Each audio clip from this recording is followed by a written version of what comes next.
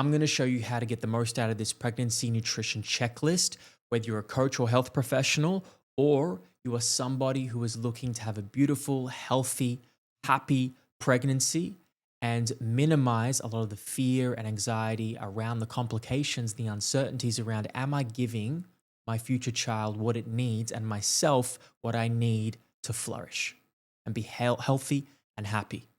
But before I do, I'm going to explain that me and Olivia have collaborated together on this to combine together for 20 plus years of experience in coaching clients in the functional medicine, functional health space. We both have a lot of interest, skill, and expertise, particularly Olivia in fertility and pregnancy. And for me, after coaching so many hundreds and probably nearly 1,000 client patients, I have a very strong value and virtue around caring very deeply for maximizing the health of a woman during pregnancy to support the underlying health of the future infant and child, which doesn't really get a choice. You don't choose your health when you're born. You're given it by your parents, which is largely and significantly influenced by behavior. So a lot of it is in the control of what we do. I'm going to give you guys and empower you guys with a greater toolkit to show you how you can empower yourself and empower your clients to much better pregnancy outcomes. Neither of us have anything to sell you by the end of this. If you would like to consult with us, you can. But we're both very preoccupied with the clients, patients, and businesses that we already have existing. This is just particularly a strong area of skill and interest and passion for us both. So we hope it helps you. And by the end, you're invited in. If you guys want to message us or consult with us, you're welcome to, but this is for you. All right, let's begin. So starting with nutrition quick facts. We just want to give you an introduction to how powerful some simple changes that you guys can make and you can make for your clients on basic nutrients, on folate, on iron. The particular one on caffeine is something that I can send you more information on, but they previously thought that the safe consumption of caffeine was somewhere between 100 to 200 milligrams during pregnancy. Now we today know there to be no safe limits for caffeine. And when I was doing my degree in university, I pushed up against this because in university, at least a few years ago, 5 or so years ago when I finished it, they were teaching not this. So the mainstream conjecture, even with a $30,000, $40,000 degree, is still slow, is still behind. So if that's behind, then what is the information you guys are getting on social media, on mainstream media? That's why we're doing this. And here is the study, no safe level of caffeine consumption for would-be mothers. And you guys can look that up and see how it can impact miscarriages and neurological development. So we really want to optimize a lot of these behaviors and particularly markers. So some of you're going to look at vitamin D, you're going to look at iron, you're going to look at folate. All of these things you can measure in a blood test. Now, some of you are not going to be able to get the blood test because your doctor's resistive. Some of you are on restrictive diets, unfortunately, but understandably, this may be a time to start to open that up a little bit just for the period of time. I know for some of you, it can be quite challenging, but especially with clients of yours who you may be working with or who are on a energy restricted or a food-based restricted diet, plant-based, for example, pescatarian, for example. But this is really a great opportunity to start to look at your blood work to get data on what is going on. I gave you guys a link right below here that you can see a functional blood panel of what it looks like, how to get it tested. Just click on that. I show you the video. I show you a panel that you can buy immediately that I've partnered with iScreen on to give you private testing. Or if you don't want to do private testing, you can just go to your doctor. I show you how to do it there. Very simple and easy. Saves you the headache. Now, there's a critical window that we want to talk about, and not only is it in the first trimester, particularly the first 40 days, even particularly the first 2 weeks of that neural tube developing in utero, but it's particularly the pre 6 to 12 months before you conceive. We talk a lot about the maternal, the mother, but we don't really talk about the paternal. Talking about it briefly here, there is an overwhelming amount of information and data that we can then talk about on how the father can be doing, or the would-be father can be doing much better behavior-wise, nutrition-wise, to improve his sperm quality profile, for example, minimizing plastic consumption, getting rid of water from the tap and having filtered water, not wearing underwear or tight-fitting undergarments, because the heat rises in the testes, it affects sperm quality. This is just one of many things. So all of these nutrients we're talking about for the female and the would-be mother are relevant to the male in different aspects. And so we don't want to just talk about the female here and put all the pressure and onus on her. Yes, it's absolutely critical because you're housing the baby inside of you, the infant inside of you. And if we had to pick, we would go there. If we had to pick one sex to work on, we would go there, but we don't have to pick. We can work on both. So I just want to talk about that there. So that critical window has a whole variety of associative and causal disease risks and health conditions that can be minimized. It's an empowering thing to know that you can minimize ADHD, autism, developmental delays, miscarriages, preeclampsia, all of these things you can minimize. But they require you to, one, have an understanding of your blood work routinely, recurrently, particularly in the pre. Gut stool analysis can be a nice bonus as well. Vaginal microbiome swabs can be a nice bonus as well. Practitioners like me and Olivia, we can order all those tests for you without you having to, go to your doctor to do that if you're finding a bit of resistance and not a lot of support there. So the good thing is, one thing is you can really increase the risk if a lot of these nutrients or some of these nutrients are deficient, like iron and folate and B12. But you can also go the other way as well to improve them and dramatically improve the outcomes of your pregnancy. Things like nausea, for example, they can be improved. We're not going to touch on that now, but just know that there is a lot of things you can do. Let's go to the optimal healthy baby making plan. These aren't randomly picked foods. Please be mindful that if you try and swap something out, I'm going to swap, an orange out. You want to do it with due diligence. You want to do it with your health professional because, we've picked, let's say, for example, cod liver oil, rich in vitamin A for a reason. We've picked eggs because eggs is the richest source of choline, and you can't just replace eggs with something else as easily, like chicken eggs, duck eggs, supplements. That's really what we have to pull on for eggs in regards to choline. Another example is cruciferous vegetables, broccoli. If you just swap broccoli out and you swap it out for, let's say, some other green leafy vegetable that you're just thinking, lettuce, for example. I'll just randomly go lettuce. Or it doesn't matter, any example. You're not going to realize that we have picked that cruciferous vegetable really mindfully, because cruciferous vegetables like broccoli and bok choy, this is why I've put this in here as a replacement if you have some type of SIBO or gastrointestinal issue, play a role in detoxification pathways and helping metabolize estrogen. And we know when estrogen is high, it can drive a lot of PMS-related symptoms, which can be also a risk factor for poor pregnancy-related outcomes. And so if we are walking into a pregnancy with high estrogen, with PCOS, with endometriosis, it obviously increases the chances of ovulating and falling pregnant, reduces the chances. Not only that, but what makes your symptoms worse and has outcomes that line up to worse outcomes for your pregnancy.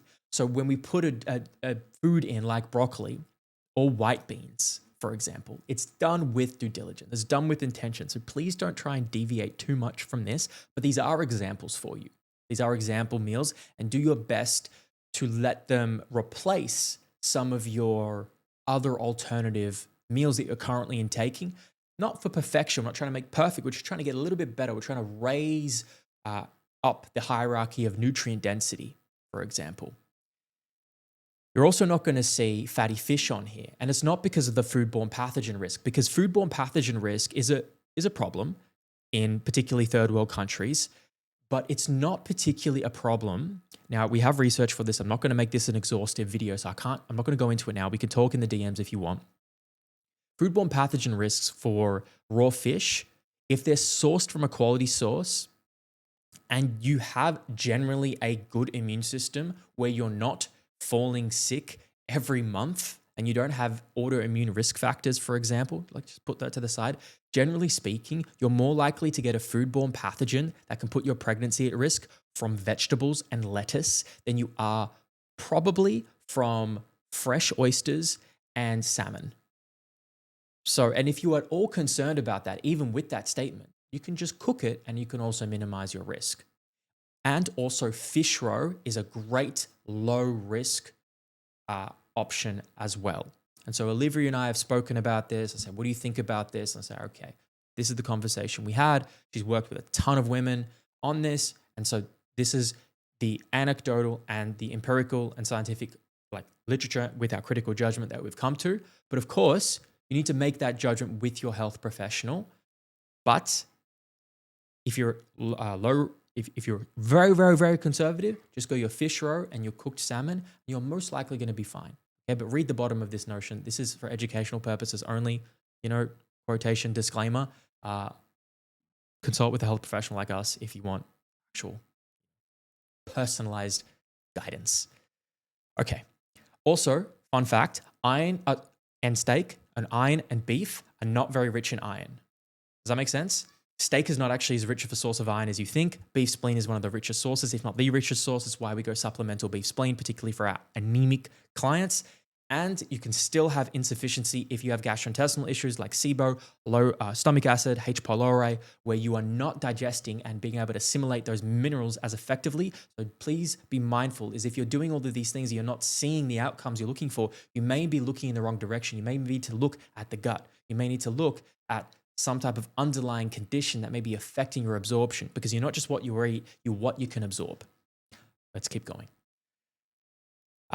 This I want to highlight. This is a really beautiful nervous system elixir that I have gotten from my research assistant health educator, Kiara. I've gotten from other health professionals as well, and combined together into a concoction that will help your nervous system and your neurotransmitters, like give them a nice warm bath.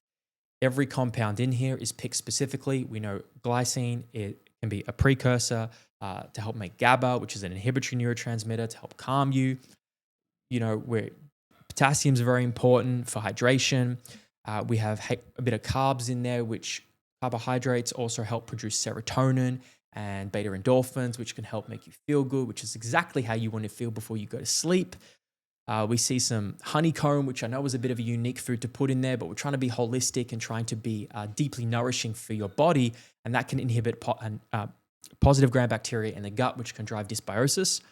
We have calcium, and I know raw milk is a little bit of a controversial, semi-controversial thing for some people, so proceed with your health professional to decide what is best for you, but at least we have a calcium-rich milk source that we would like to put in there as long as you're not lactose intolerant. And the ceremonial grade cacao. Look, we're not doing ceremony here. Cacao, not just dark chocolate, cacao is very rich in theobromine, which, they call cacao a heart opener. And they say this because it helps improve vagal tone or engage your parasympathetic nervous system to help calm you and reduce blood pressure, reduce heart rate. So it's a really nice thing to take before bed. You have a nice warm bath, put some candles on, get your red light, have your nice warm bath elixir for your brain and nervous system. And the amount of impact that will have on your stress will be so beneficial in calming you, because we can do all these nutrition changes, but if your relationships and your job is stressful and you're constantly in a fight or flight for a lot of your life and time, then it really undermines a lot of these. That's why I'm biased saying this, but that's why a coach or even a psychologist, particularly a coach who understands nervous system regulation techniques, DBT, and somatic healing, can really be helpful. Fortunately, I know all of those things because I'm obsessed. This is what I do every single day of my life. But that is something for you guys to consider.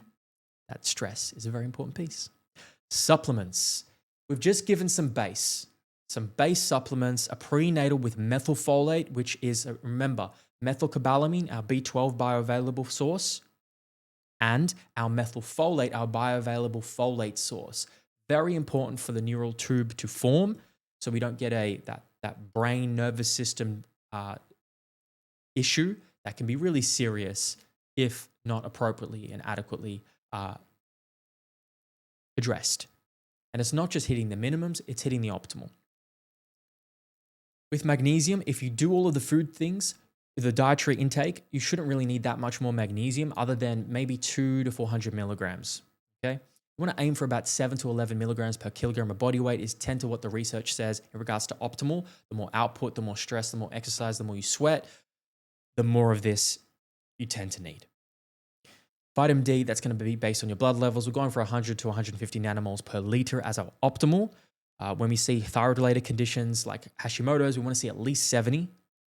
So 2000 IU is really so dependent on skin color. Got darker skin color, your genetics, your sun exposure. So proceed with a level of specificity towards your own blood levels. We want to combine that with K2 to minimize calcification as a result of high or chronic consumption of vitamin D.